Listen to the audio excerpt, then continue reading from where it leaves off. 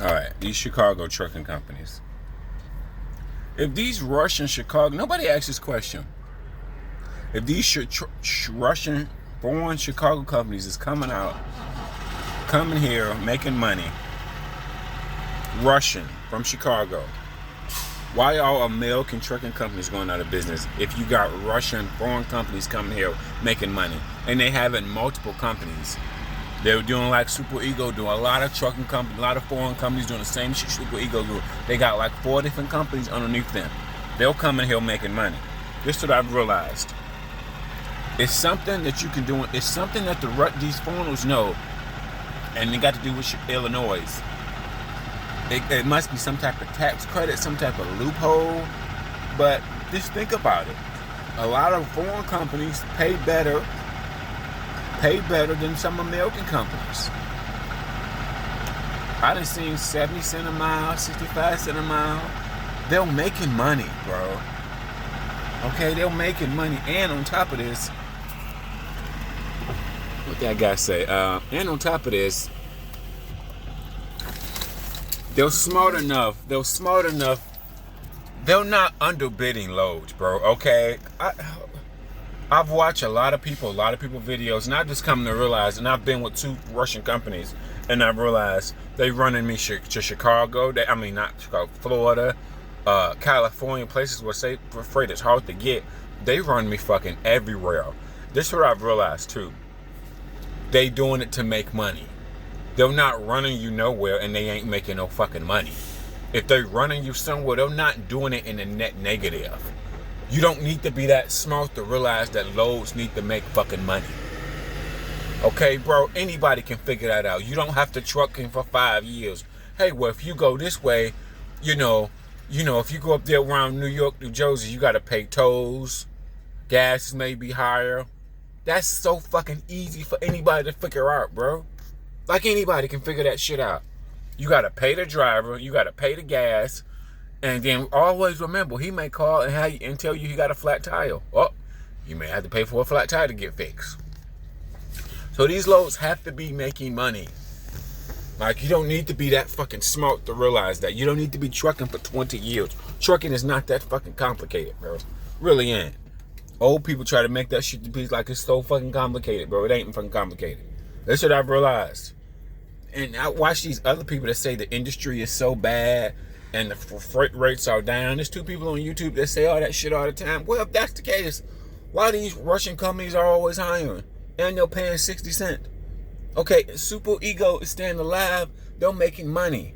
They're making money. They're not doing it to be in a negative. They're doing it to be in a positive. These loads are paying $350. Got to be.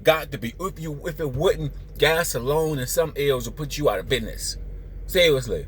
If the load was paying shitty, why the fuck would you run him from Wisconsin all the way to Cali?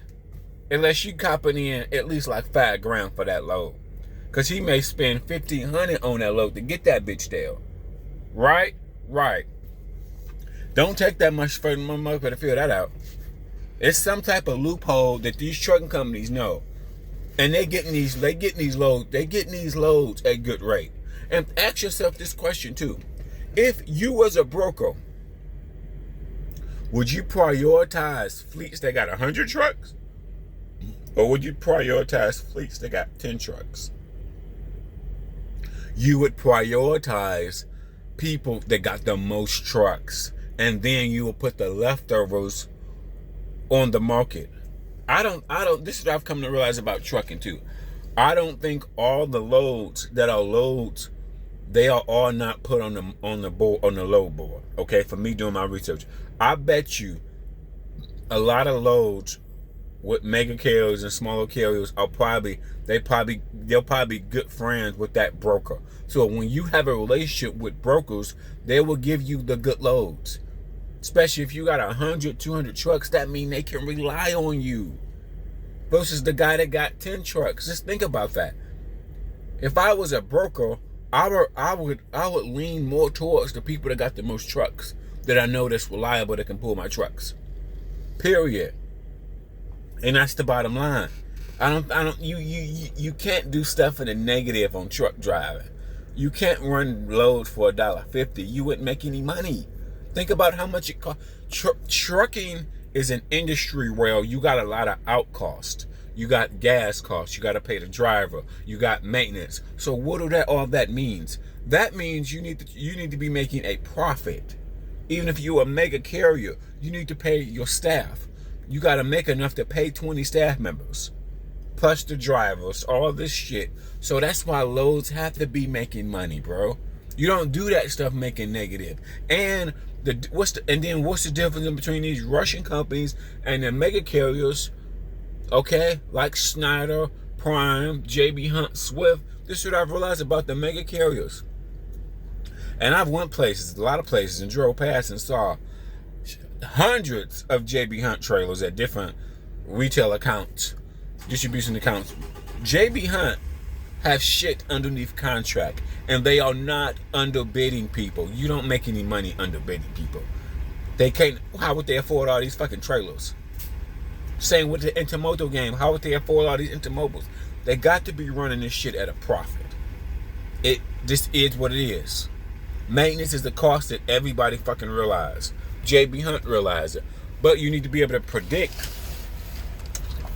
You need to be able to predict how much money you can bring in. So it is best to have contracted freight. And it's also best to have a lot of, if you can have a brokerage like JB Hunt 360 and like Landstar. You know, especially you can have, you know, you got to have things under contract. That's number one. This is what it is. I figured it out. Because these Russian companies know something that we don't know.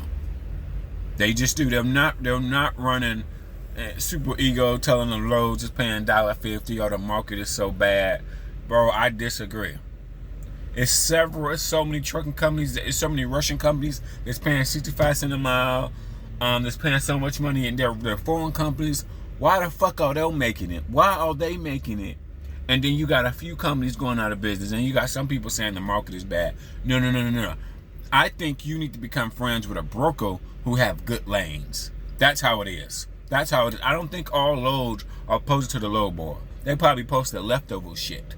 And if you got 100 trucks, 200 trucks, they probably giving you good loads. I mean, bro, it's just so much. It's so much. You got to ask yourself that question. Seriously. A lot of all them, look at the Russian companies that's based out of Chicago. They're paying 65 cents, 60 cents, 70 cents a mile. How come they paying that? And they can get loads. Well, I've been with companies when one load canceled, the bitch got me 2 other loads that quick. Oh, that loading. Bro. The Chicago companies, they know something that we don't know. It's some type of loophole. It's some type of advantage. They have some type of advantage. They're not running any loads for $1.50. They wouldn't make no fucking money. They wouldn't make any money. It's no, stupid. Remember, they need money. Even the mega carriers like Prime, they have to make enough money to pay their staff. They got to make enough money to have money for fucking repairs. They know this. JB Hunt knows this. All these companies know this. You don't have to be like, shit, trucking is not that fucking complicated, bro. It really ain't. You act like you need. The Russian companies know something that we don't know, and these loads are not going for a fucking $1.50. Stupid.